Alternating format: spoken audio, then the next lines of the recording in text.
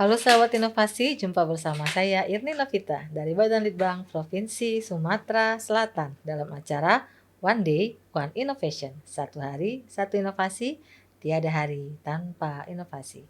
Sahabat inovasi, saat ini inovasi menjadi sebuah keharusan. Dunia terus berubah, maka kita harus adaptif dan inovatif. Untuk menginspirasi, kami hadir dengan para inovator hebat dengan inovasi-inovasinya dalam acara One Day, One Innovation. Sahabat inovasi, sejatinya bahan-bahan yang berasal dari alam sangatlah bagus untuk kita gunakan. Dan orang-orang juga sering menggunakan jargon back to nature.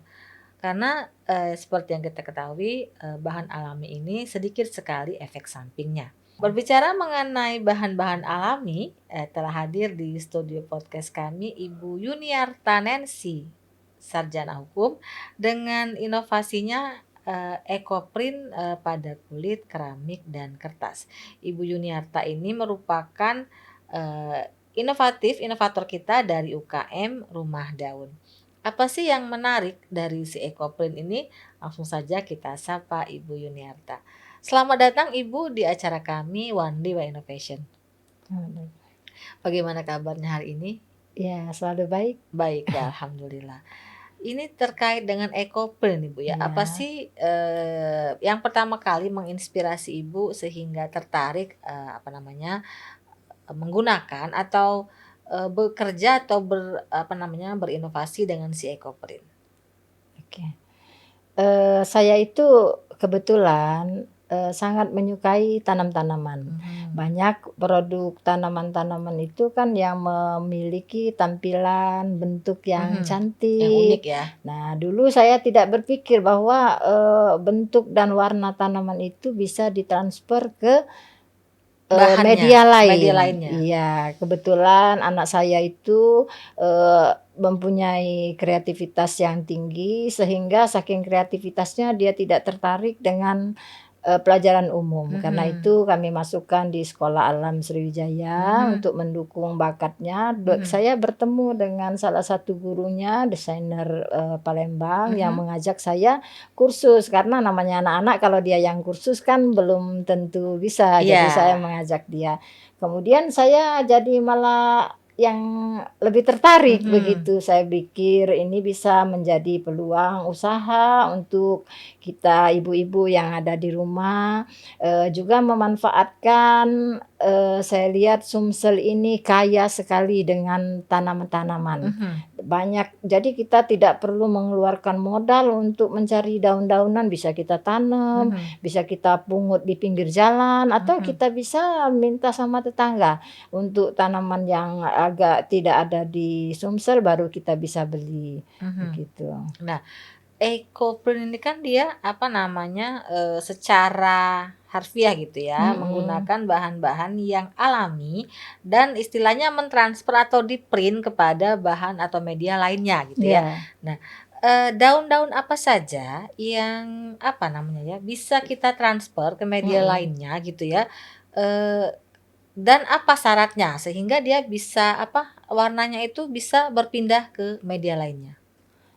Ada 2 faktor yang bisa menghasilkan produk yang baik. Yang pertama, bahan bakunya dulu. Semua bisa digunakan kalau dia mengandung serat alami.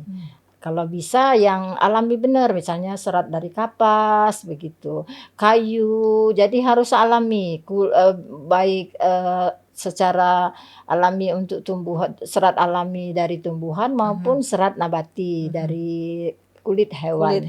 Jadi di mana seperti dengan kertas. Kertas itu dari kulit kayu. Jadi bisa mentransfer tentu saja dengan treatment khusus. Tanaman-tanaman yang bisa kita gunakan baik untuk pewarnanya. Ini pewarnanya juga dari pewarna alami. Jadi kita tidak menggunakan kimia sama sekali kecuali untuk mordannya.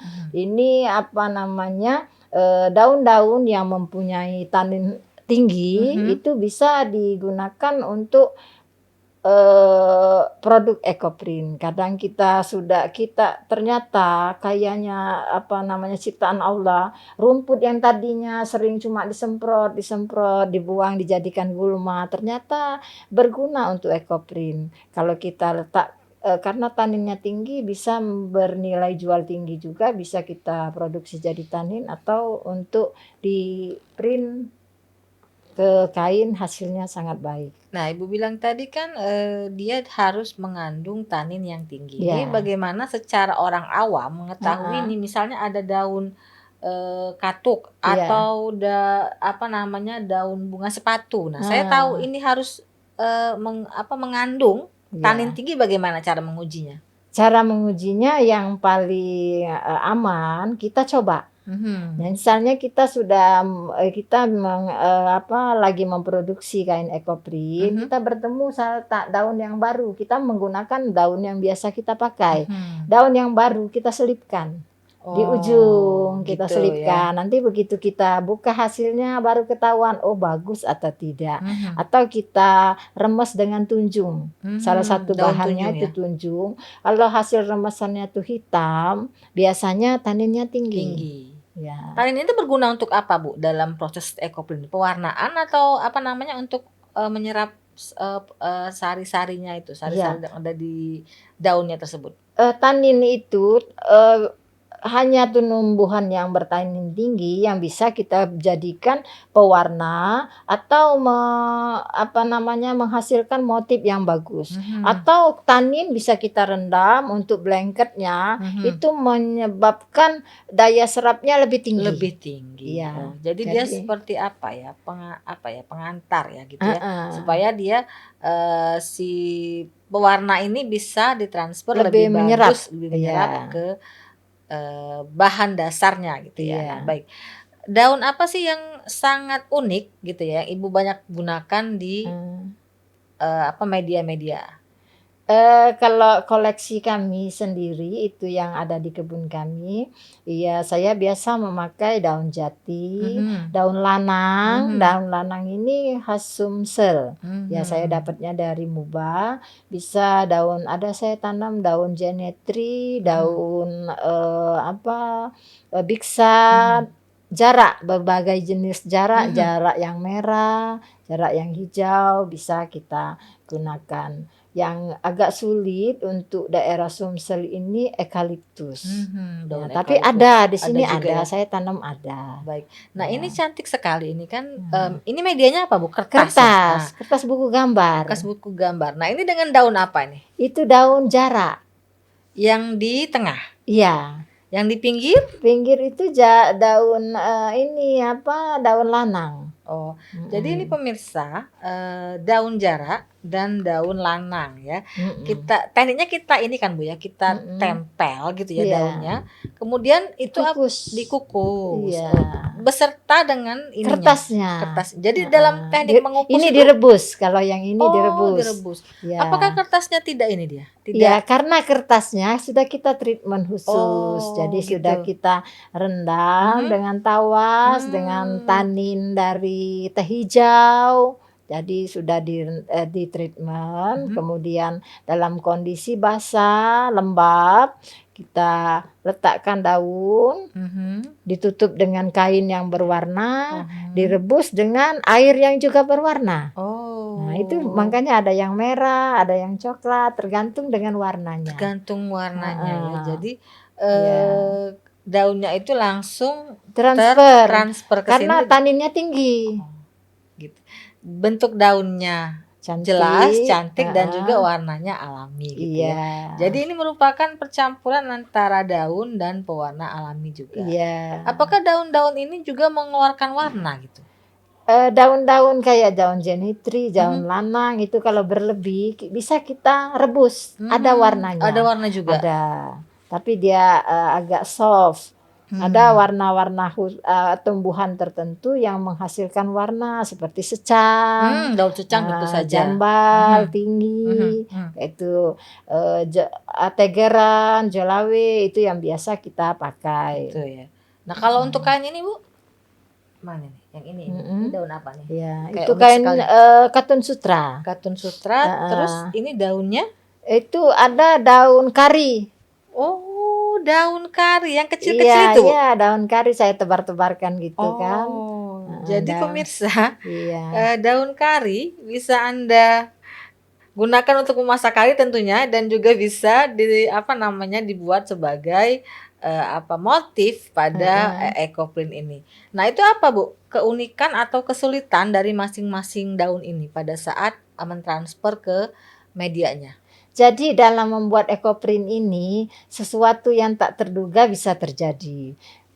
Misalnya kita memprediksi, "Oh saya maunya begini," belum tentu terjadi begitu. Mhm. Maunya warnanya merah, ternyata yang keluar jadinya merah keunguan. Jadi tidak bisa kita misalnya request, Mhm, maunya warna nggak begini, bisa ya? atau misalnya saya sudah punya nih, kayak glowing kayak gini Iya, ya, ada emas-emasnya begini, terus ada konsumen bilang, "Saya mau minta satu lagi nggak begini." bisa. Tidak bisa. Jadi satu-satunya, mungkin mirip-mirip bisa, tapi kalau mau persis begitu tidak bisa. Ini warnanya keluarnya, kuning Berbeda untuk emas. setiap itu ya, Heeh, berbeda kuning untuk setiap emas. Kita media. buka sekali lagi mungkin Belum tentu hijau. keluar. Iya, jadi memang produk Jadi dia Ekoprint apa satu-satunya. oh begitu. Kecuali, warna dari daun jati, Aha, biasanya ya jati ya begitulah. jadi dia Nah, spesial mhm. warna, special color for special material gitu ya. Iya, Jadi warnanya motif harus dan warna. spesial dan warna tidak bisa menjadi apa namanya, diduplikasi, dia Iya akan muncul warna lain lagi iya, gitu, Bu, ya. tidak bisa. Nah, ini kan, macam-macam apa ya, medianya gitu ya, Ibu, ya. Heeh, Yang mana yang paling sulit? Ini kan ada kertas, ada kain, ada juga ini pemirsa keramik, gelas, iya, keramik ya. Nah, ini apa sih masing-masing, heeh. media ini kesulitannya apa dan yang mana yang paling sulit sehingga bisa apa ya, dia, memerlukan waktu yang lama Iya. untuk apa, mentransfer si daun-daunnya ini? Sebenarnya, tingkat kesulitannya tergantung dengan, kita, apa ya namanya, kebiasaan kita sudah lama atau jam terbang begitu. Mhm, Kalau soal, Ekoprint walaupun produk gagal itu tetap cantik tetap hasilnya. cantik. Seperti ini ya, Mhm. ini Oh, ini termasuk tas? iya, termasuk tadinya produk gagal saya pikir ini, Ekoprint dari kulit domba. Tapi setelah jadi tas tetap Tetap cantik. cantik. Dia Begit tidak ada apa ya, tidak ada motif khas, jadi kayak abstrak, tapi iya, tetap begitu cantik.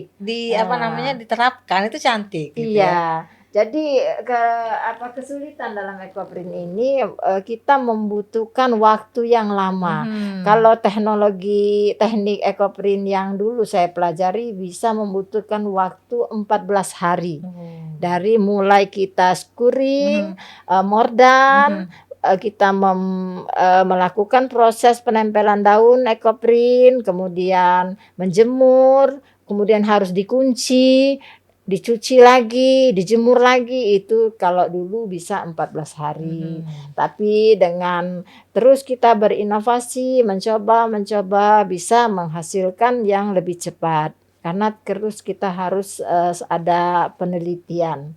Skuring Mhm. sama modern tadi tuh yang Ibu jelaskan tuh merupakan apa namanya, teknik Tekniknya, teknik untuk persiapan, apa itu, Bu? Untuk mempersiapkan apa namanya, bahannya transfernya ya, atau mempersiapkan bahan? heeh. Kalau untuk kain dan kulit itu Mhm. harus ada skuring. Apa itu Skuring itu skuring? adalah pembersihan.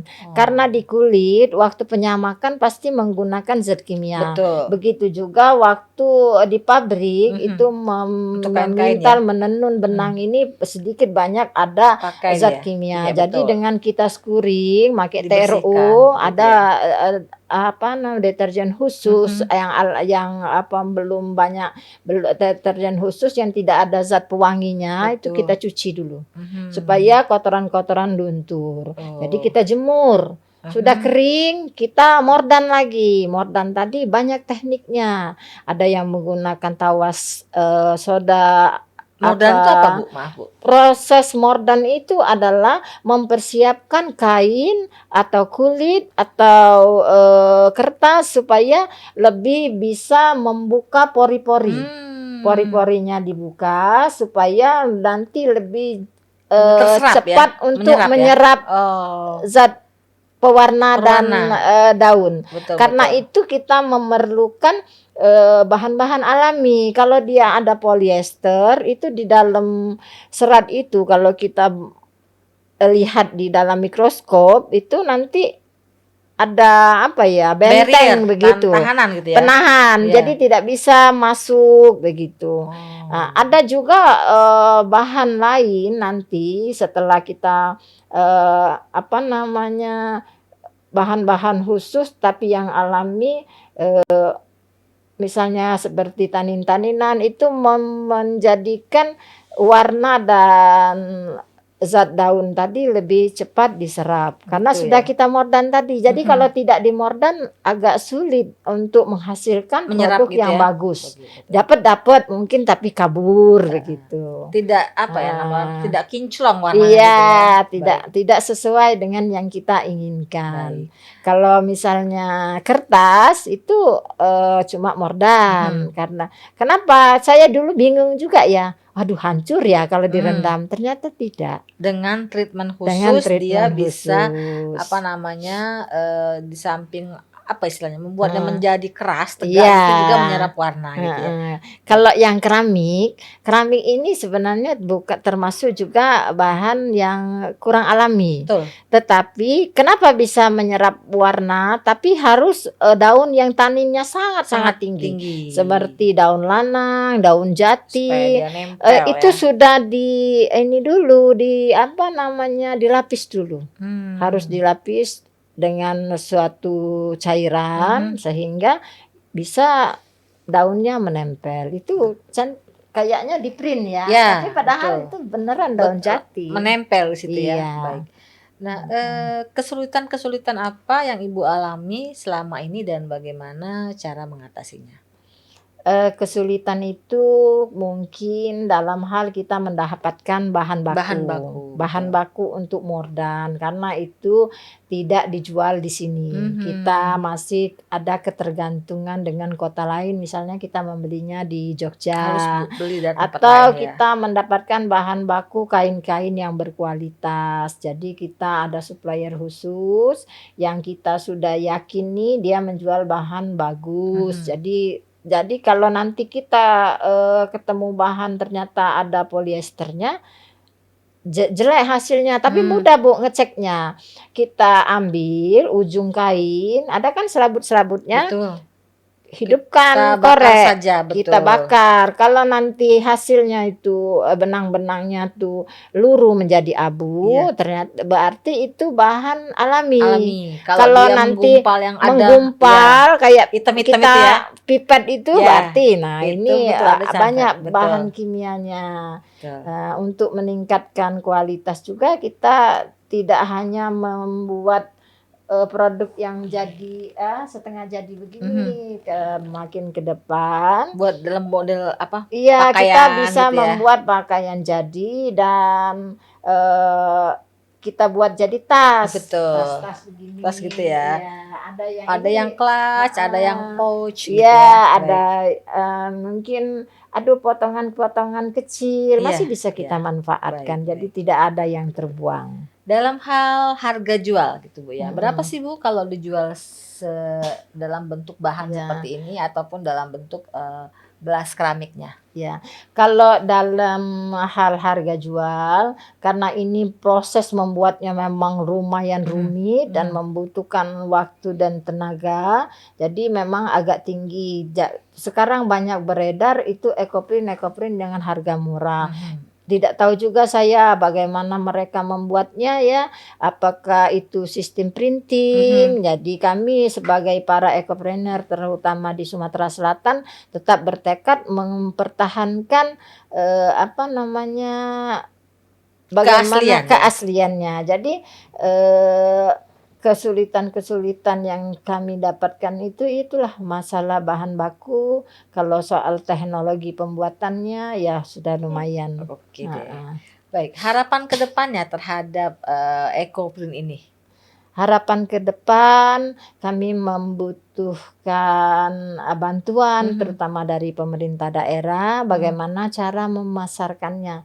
Misalnya dengan adanya lomba-lomba, dengan adanya ajang pameran, di sanalah Bu yang bisa kita meningkatkan penjualan kami. Mungkin Kalau di medsos sudah ada belum ini Bu? Ada, saya ada di medsos, tapi saya punya trik tersendiri untuk meningkatkan penjualan kami ialah karena kita bisa membuat produk sendiri. Betul. Ya, dibuat di produk sendiri. Ini kan itu kalau yang kertas kita bisa nanti bisa bikin figura. Wallpaper juga bagus ya Bu ya. Kita coba untuk wallpaper ya. Bisa bikin tempat tisu. Betul.